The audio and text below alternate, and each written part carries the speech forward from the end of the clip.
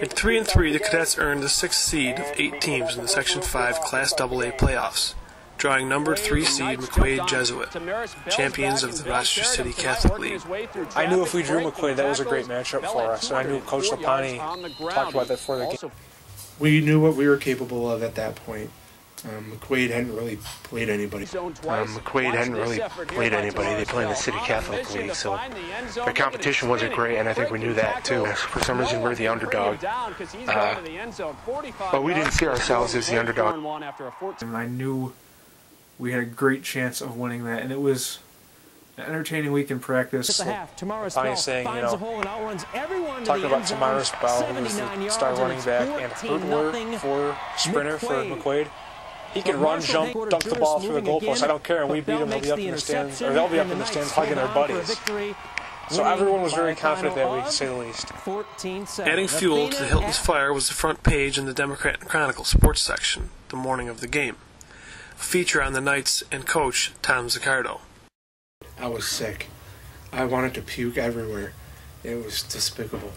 Typical liberal media bull. It kind of pissed me off a little bit. I mean, here we are, a team who had so far exceeded expectations. You know, we'd worked our asses off to prove ourselves in the previous four games. And now this other team who hadn't played anybody, you know, scraped up a couple wins against garbage competition. They get an article on the front page. I didn't understand it.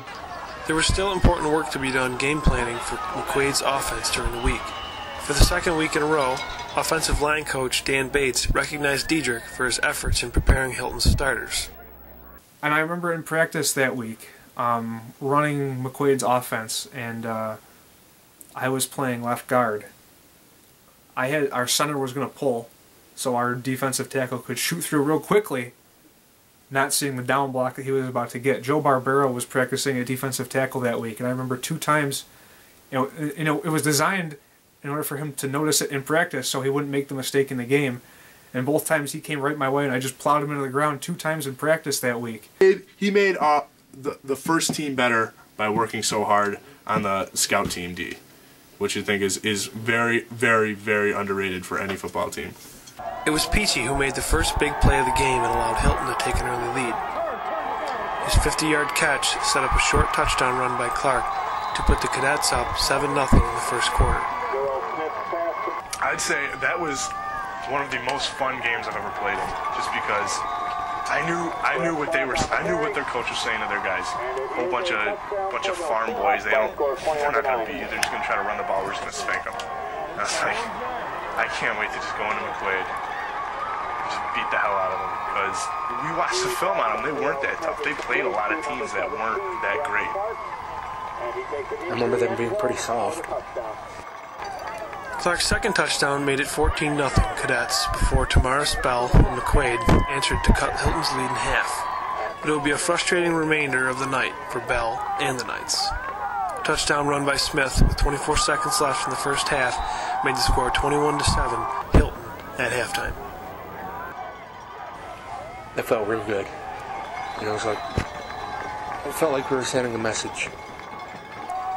The Cadets turned to a calculated conservative approach in the second half, controlling field position and preventing the Knights from clawing back in. Like a lot of our wins, it was just wearing down the other team. You knew Brett was never going to give up. You knew he was never going to get hurt or anything like that. And we just wore him down. Andy Nichols stepped out of the back of the end zone on a high punt snap for a safety that cut Hilton's lead to 21-9. But that was all the scoring McQuaid could muster. It was a fortunate accident if you think about it, but because I didn't really care that it happened when we were winning. There was no sign that we wouldn't win. Hilton's defense dominated most of the game, forcing 3 turnovers, including 2 interceptions by Pappas.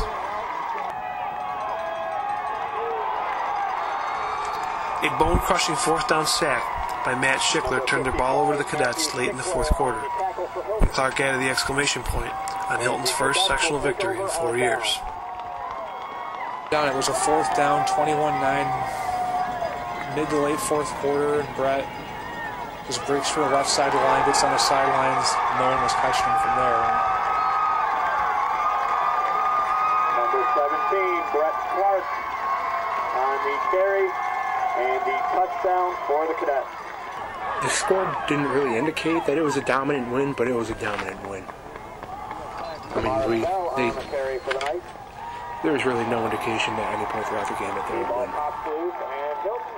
And that was just so much fun. It was great because we got everybody into the game. We were beating them so handily at the end of the game. We got all our reserves in. I did get to go out on the field for a few plays when we were running the clock out. Yeah, okay. And even though I didn't do anything meaningful in that game, it felt like I was a part of that team, like I had made a difference that week. And someone noticed that, at least I cared about this team and I was trying to do what I could. Maybe I wasn't putting in the greatest effort all the time, but I went there and I did, what was asked of me at least. It felt good to know that. Freshman quarterback Ashton Brold. Adding to the excitement was the news delivered by Smith to his teammates as the Cadets loaded their buses to ride home to Hilton. Top-seeded Churchville had been upset by 8th-seeded Marshall. I felt like we were on top of the world after we won that game because we were like, okay, we won this, we can just keep rolling through, maybe we'll win state. This past weekend, Friday night, the Hilton Cadet football team, when they beat McQuaid, first round of sectionals, it's 28-9. They play Friday night, 5 o'clock. At PAETEC Park versus the Canandaigua Braves. The win against McQuaid set up a semifinal match in downtown Rochester with second-seeded Canandaigua, which had beaten Brockport 14-7 in a defensive struggle in the first round. The Cadets entered the game confident. So maybe we didn't take them seriously enough, or maybe our game plan wasn't exactly right for the kind of offense they had, but I remember coming out a little flat in that game. The music they were playing in the stadium kind of softened her a little bit. We're playing at this relatively big stadium on a big stage, a chance to go to the Section 5 championship game if we win. It was a little surreal, but I don't know if that was really the difference in that game. It was just kind of a bizarre game from there. James Moss intercepted a Canandaigua pass on the second play of the game. Moments later, Smith's sneak put the Cadets ahead 7-0 in the opening minutes. That's when Hilton was introduced to Kahim Gist. I think they were a really good team. Kahim Gist was a hell of a running back, and he ran past us that day. He was faster than us, and he played better than us that day. Gist scored 2 touchdowns in the first half. The Braves added another through the air before a field goal by Smith made the halftime score 21-10 Canandaigua. I knew once we settled for field goals, I'm like, all right, we can't do too much more of this. It seemed like we could move the ball all right, but we just weren't able to catch up with them from that point on. But Gist was only getting warmed up. His number scoreless third quarter gave way to a wild fourth quarter that featured very little defense and a lot more Gist. It seemed like we were throwing everything we could at him in the kitchen sink defensively. We were switching up schemes. I don't know that we got out-coached or out-schemed. I just don't think we matched up well with them. We tried our base 4-4. We tried 6-5, I think, at one point. We tried a 5-3 probably at some point. We could try to attack the edge, but then they had a good tight end who caught a touchdown pass in that game. It's like if you sold out against the run, they beat us with the pass. They were a talented team. They had a solid quarterback, solid receivers, a good offensive line, obviously, and then the running back was arguably their best player in the area. I don't know what we could have done different. The Cadets managed to put up 29 points in the fourth quarter, but the Braves scored 35.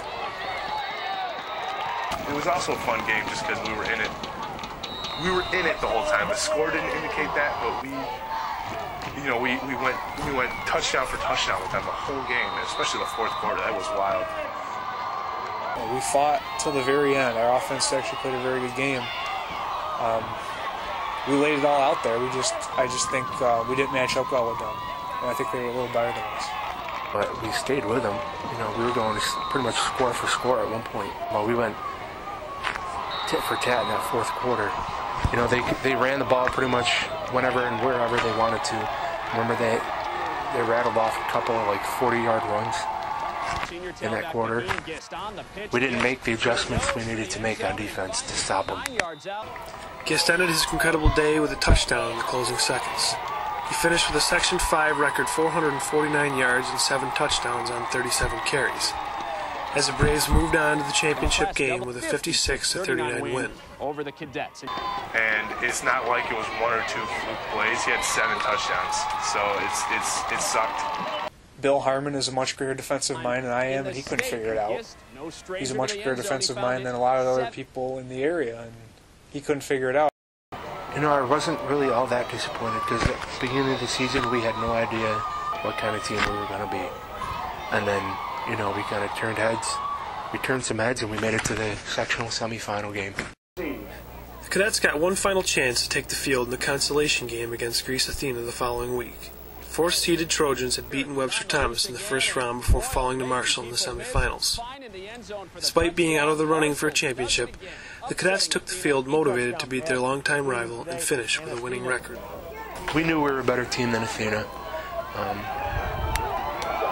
And again, I think maybe it was kind of a redemption game to address the shortcomings we had against Canandaigua, but even though it was a consolation game, we still played our asses off and got the W. In fitting fashion, the Cadets rode Clark to one final victory. His 3 touchdowns on the day gave him 19 for the season, setting a new Hilton single-season record. Good enough for a Hilton touchdown. Clark finished the year with 1,215 yards on 234 carries, a touchdown pass, 15 catches for 148 yards, 45 tackles, and an interception. He was named Monroe County Division II Co-Player of the Year with Collier and made first team All-Greater Rochester. His punt return for a touchdown in the second quarter against Athena was the highlight in a 21-7 win that gave Hilton a 5-4 record to close the season in 3rd place in Class AA. I didn't get to play in our very last game against Athena. I was happy that we won because I felt like we deserved a winning record. I knew we were a much better team than Athena. The scoreboard proved that. The season didn't end without one final classic Lapani moment. During the Athena game, I had complained to the refs a couple of times that I was getting held just about every single play when we were on defense. And I told the refs that, and then I told Lapani that too. And then Lapani went up to a ref and said, "Hey, this kid number here, 63, has got the highest GPA on the field, so when he says someone's holding him, you better listen."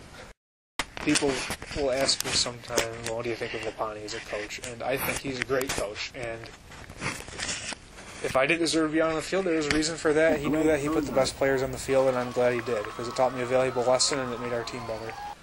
And I have nothing but the utmost respect for him as a football coach.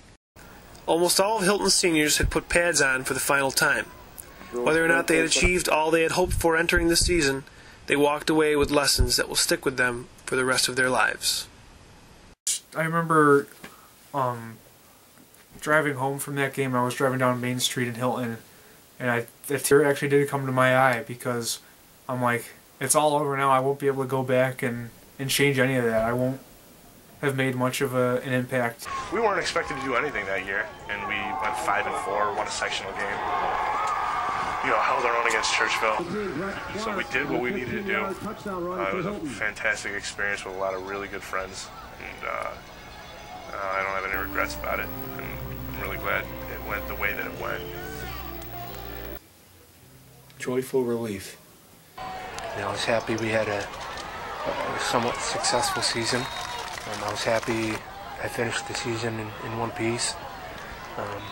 And it was a relief because all the hard work I had done the 2 years prior to get back on the field kind of manifested itself in a winning season, you know, with some of my best friends. It was a good feeling. One of the funnier things that happened, and I'm glad he did this because like I said, Tyler Dietrich was one of my best friends off the field. Seeing John Henderson, who's a pro player, D-tap on the Jaguars, he got slapped in the face by the trainer. Got him all crazy, got him all pumped up. So I'm like, Tyler, you need to slap me in the face before every game, get me all crazy, get me pumped up. And when it came to, I was like, don't slap me in the face, I'm not going to like this at all. So before the Olympic game, it's like right after the national anthem, lo and behold, slap right in the face. It was fun. It was funny. It brought my nerves down before playing in front of the home field, and it was a good thing for me. There's not a day that goes by I don't wish I would have put in more work so I could have been out there in the field. I mean, here are a whole bunch of my best friends out there. I can see them getting introduced before the games, getting pumped up during the games, making plays, getting their names in the paper, making the highlight video, and you can just see me kind of wandering around the sidelines, screwing around the whole time. And it's disappointing to look back and think, I wonder what would have happened if I would have tried harder and gotten some time on the field. I mean, I wonder if our team would have been more successful.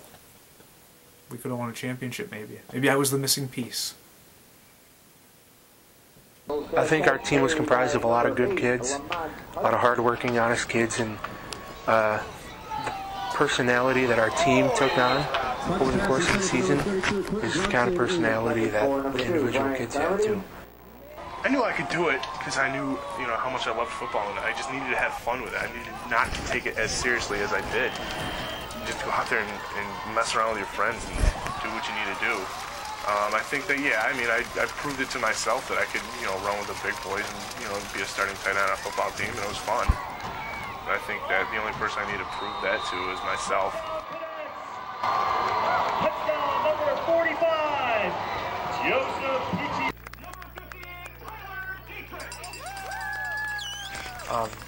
So even though it was a disappointing year for me personally on the football bench, it was a very valuable lesson in humility.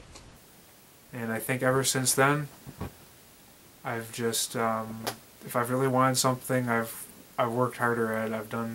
I've worked to my strengths, and been a lot more humble about the things I've been given. It was just another example of Hilton being a hard-nosed, hard-working, disciplined football team. We started out turning the ball over pretty much as we could, and turned our season around a little bit and played pretty damn well. I think everyone's proud of the success we had.